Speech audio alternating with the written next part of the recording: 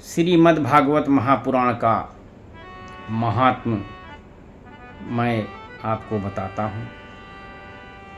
इसमें से सब लोगों को इस बात की जानकारी है और लोगों को इसके अपने हृदय में सदैव धारण किए रहना चाहिए।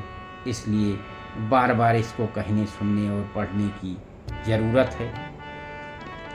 तो एक समय की बात है, नैमिषारण्य क्षेत्र में शौनकादि ऋषि सूत जी से भगवान की चर्चा करने के लिए एकत्र हुए।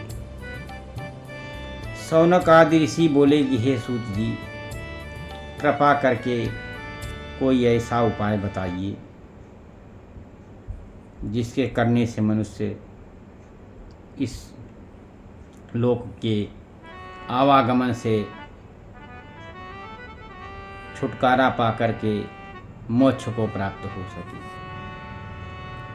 शौनक जी के इस प्रकार के लोक हितकारी वचन को सुन करके सूत जी कहने लगे कि हे ऋषि, आज तुमने मनुष्य मात्र के उद्धार की बड़ी अच्छी बात पूछी है।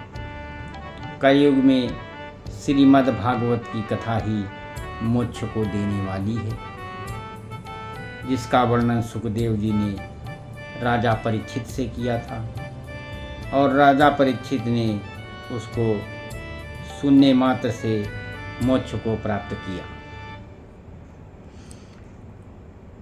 जिस समय सुखदेव जी राजा परीक्षित को श्रीमद् भागवत की कथा सुनाने को बैठे, उस समय देवता लोग अमृत का घड़ा लेकर के आए और सुखदेव जी से कहने लगे कि भगवान, ये अमृत पिला करके राजा परीक्षित को अमर कर दीजिए और श्रीमद् भागवत की कथा हम लोगों को सुनाइए।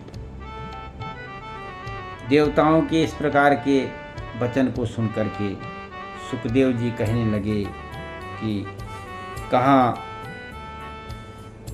अमृत कांच के समान है और श्रीमद् भागवत की कथा मणि के समान है, तो कहाँ यह कथा देवताओं को अति दुर्लभ है, क्योंकि इसे 7 दिन सुनने से मोक्ष मिल जाती है। यह कथा ब्रह्मा जी ने नारद जी को सुनाई थी, परंतु सप्ताह का विधान संत कुमार ने नारद जी को बताया।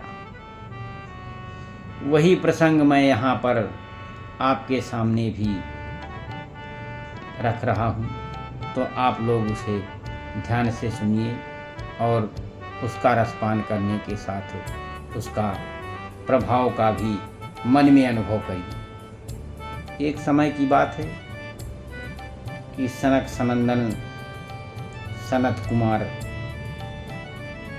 और सनातन, ये चारों ऋषि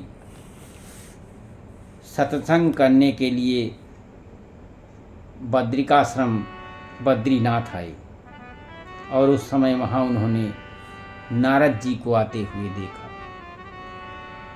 वो ऋषि नारद जी से कहने लगे कि हे नारद जी, तुम उदास दिखाई दे रहे हो, इसका क्या कारण है?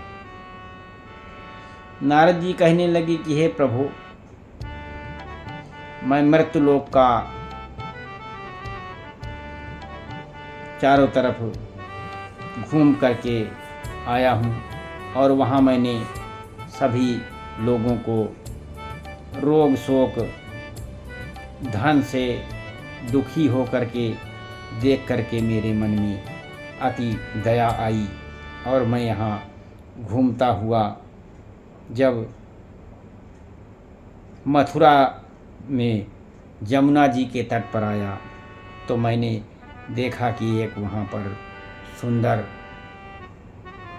स्त्री बहुत दुखी बैठी है और बहुत सारी महिलाएं उसको घेर करके बैठी हुई हैं और 2 बूढ़े पुरुष वहाँ पर मूर्छित पड़े हुए। मैंने उस महिला से जाकर के पूछा कि तुम कौन हो और किस कारण से तुम इतना दुखी हो। तो वो महिला रो कर के कहने लगी कि ये जो मूर्छित पड़े हुए हैं ये दोनों हमारे बेटे हैं, इनका नाम ज्ञान और वैराग्य है और मैं इनकी माता हूँ, मेरा नाम भक्ति है। और पास में बैठी हुई ये जो और महिलाएं हों, गंगा और सारी जो पवित्र नदियां हैं वो हैं जो हमारी सेवा करने के साथ रहती हैं। कहा कि मैं द्रविड़ देश में पैदा हो करके कर्नाटक में बड़ी हुई और जवानी अवस्था में दक्षिण में रही, महाराष्ट्र और गुजरात में आते आते बूढ़ी हो गई।